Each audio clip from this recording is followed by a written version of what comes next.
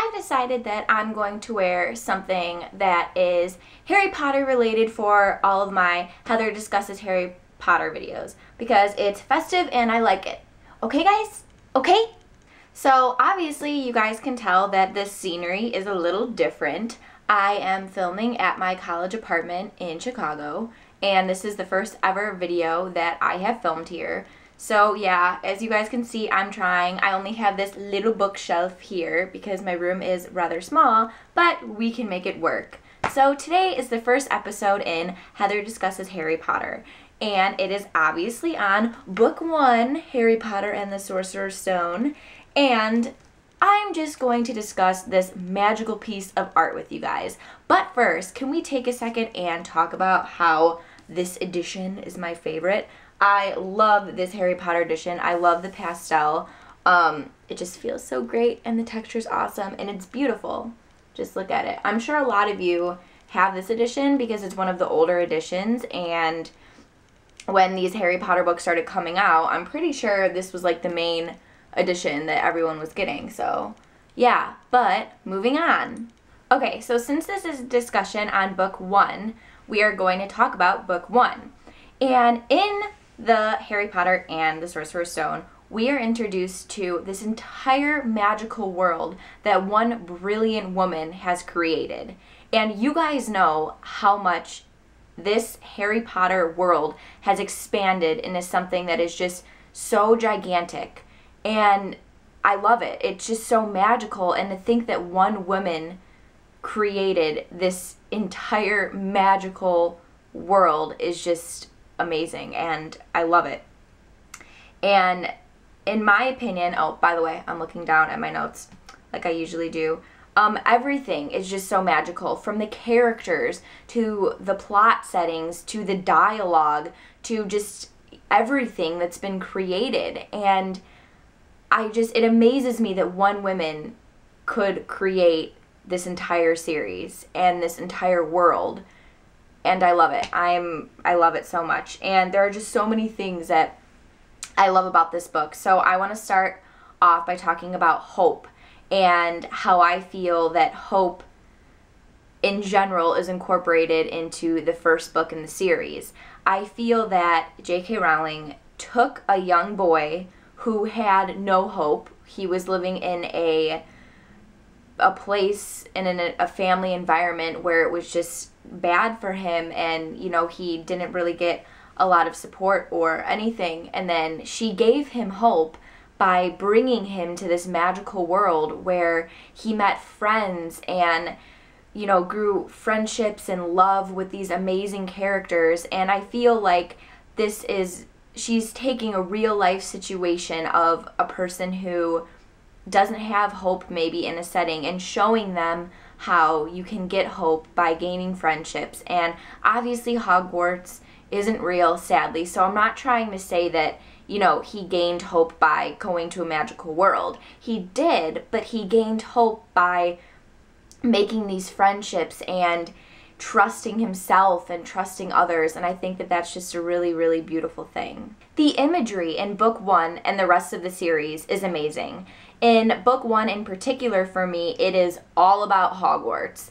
Let's be honest. Think of it. This huge, giant castle where all of these students attend, these professors attend, these creatures attend, and just imagining it and the way that the detail is given to us is just amazing. I mean, I'm going to be 21 in less than 2 months, and I still think about Harry Potter literally every day, probably because my room and my life is like Harry Potter. But my point is, there's so much detail and imagery that really sticks with you that it's just great. I mean, not many series can do that, and she starts off with Book 1 right away with just everything. And for me, my favorite part of Book 1 and the imagery is Hogwarts. I mean, from the dormitories to the classrooms to just other parts of the castle, the dungeons, the Great Hall. Just imagining all of that is always just such a wonderful experience for me, and I love it.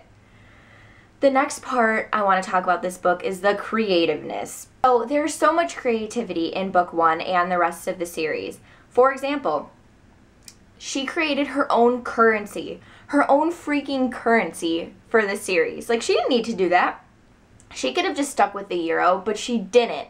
Or some other currency, I don't know why, but euro, whatever. Anyways, you guys get what I'm saying. She could have just stuck with a normal currency, but she didn't. She was creative, and she created this currency of galleons and everything, and it's just so amazing to me that, like, how her mind must work when she was creating this book. The Ministry of Magic, I mean, obviously that plays a huge, huge part in the rest of the series of the books, but just that whole ministry itself is just so creative and has so many details. The instantaneous and amazing friendship between Ron, Hermione, and Harry is just amazing for me. It's such a strong friendship that they have throughout the rest of the series, and it is unlike anything I've ever read before. And I love how we are introduced to it in the first book with Harry and Ron not really accepting Hermione at first, thinking she's kind of annoying, but then in the end they're like the 3 best friends that anyone could have, literally. Let's talk about Quidditch. She invented her own sport. Like, that's so easy. Let me just do that. I mean, come on, it's amazing. Students flying around on brooms and all of this crazy stuff. Like, Quidditch is great. I mean, you guys know that people in real life have Quidditch teams where obviously they don't fly around on flying broomsticks, but they act it out, which I think is just great that these people have taken such a liking to such a creative sport that was all created by this amazing author. And I also want to talk about Voldemort and how his character stands out to me. I feel that he is created based on the fact that he never had love in his life. And we have Harry, who was loved immensely by his parents.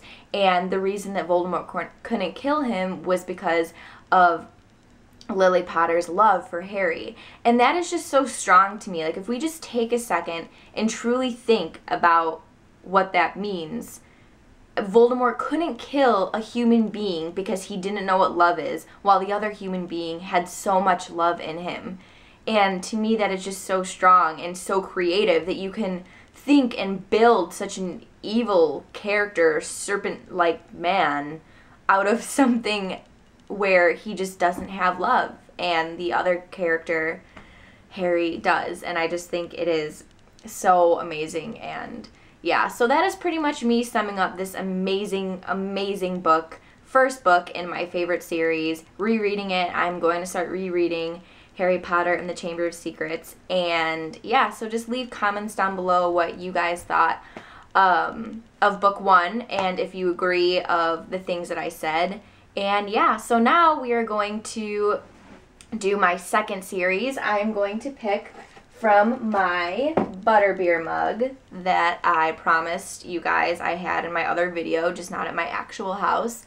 So I'm going to pick a topic from here, and this is Mug Knows Best. If you don't know what that is, I'm going to leave the link down below so you can go check it out and become familiarized. So this is going to be my next video. I'm super excited. Let's see what it picks. What I pick. Okay, I have one, and it is a makeup routine or viewer's choice. I can film an actual applying routine or just show you guys the makeup that I like. So, yeah, whatever you guys want to do. Like, I've never filmed a makeup routine. I usually only ever use the same makeup.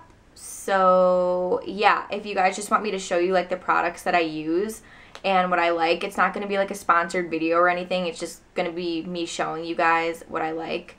So, yeah. Hope you guys liked it, and thanks so much for watching. Bye.